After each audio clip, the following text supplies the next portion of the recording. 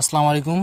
2024 সালের যে ডিগ্রি পরীক্ষা ছিল 25 সালে অনুষ্ঠিত হয়েছে। তো এই পরীক্ষার রেজাল্ট আজকে দিয়েছে। আজকে হচ্ছে 28 তারিখ, 3টার মধ্যে রেজাল্ট দেওয়ার কথা। তো এখন আমি দেখাবো কীভাবে আপনারা রেজাল্টটা দেখবেন, মোবাইল ফোনের মাধ্যমে কীভাবে রেজাল্ট দেবেন। তো চলুন কথা না বলে ভিডিওটি শুরু করা যাক।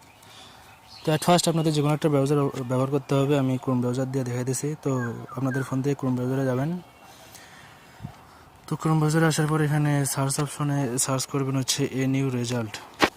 তো লিঙ্কটি আমি ভিডিও ডেসক্রিপশনে দিয়ে দেবো, ওখান থেকে আপনারা ক্লিক করে যেতে পারবেন। তো এ নিউ রেজাল্ট দিয়ে সার্চ করবেন। তো সার্চ করার পরে এখানে প্রথমে যে ওয়েবসাইটটা আসবে তো এখানে ক্লিক করবেন।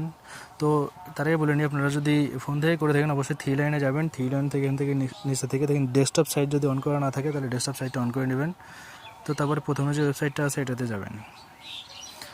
তো আমি লিঙ্কটি দিয়ে দেবো, লিঙ্কটি থেকে আপনারা মূল যে ওয়েবসাইটটা আছে এখানে আসতে পারবেন। তো এখানে দেখেন ব্যাচেলার ডিগ্রি পাস। তো এখানে ব্যাচেলার ডিগ্রি পাস এখানে যা আছে তাই, এখান থেকে আপনার রোলটা দিতে হবে। তো রোলটা আমি আগে থেকে কপি করে রাখছিলাম, তো রোলটা কপি করে রাখছি।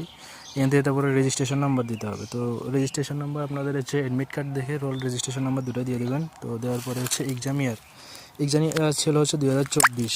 তো 2024 এখান থেকে দিয়ে দিলাম। তো দেওয়ার পরে এখানে সার্চ রেজাল্ট, তো সার্চ রেজাল্টে ক্লিক করলে এখান থেকে আপনাদের রেজাল্টটা দেখতে পারবেন। তো এই যে এখানে আছে, তো কোনটাতে কি পয়েন্ট পাইছেন তো সব এখানে দেওয়া আছে। তো আপনারা দেখে নেবেন। তো দেখার পরে এখানে যা যা আছে সেটা হচ্ছে এখানে দেখতে পারবেন, কি পয়েন্ট পেয়েছে আর বাকি যা যা আছে সব এখানে দেখতে পারবেন।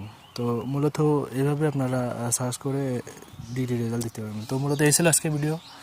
চ্যানেলে নতুন দর্শক হয়ে থাকলে অবশ্যই চ্যানেলটি সাবস্ক্রাইব করবেন এবং পাশে থাকা বেল বাটনটি বাজিয়ে দেবেন। তো দেখা হবে নতুন কোনো ভিডিওতে। সে পর্যন্ত সকালে ভালো থাকবেন, সুস্থ থাকবেন। আল্লাহ হাফেজ।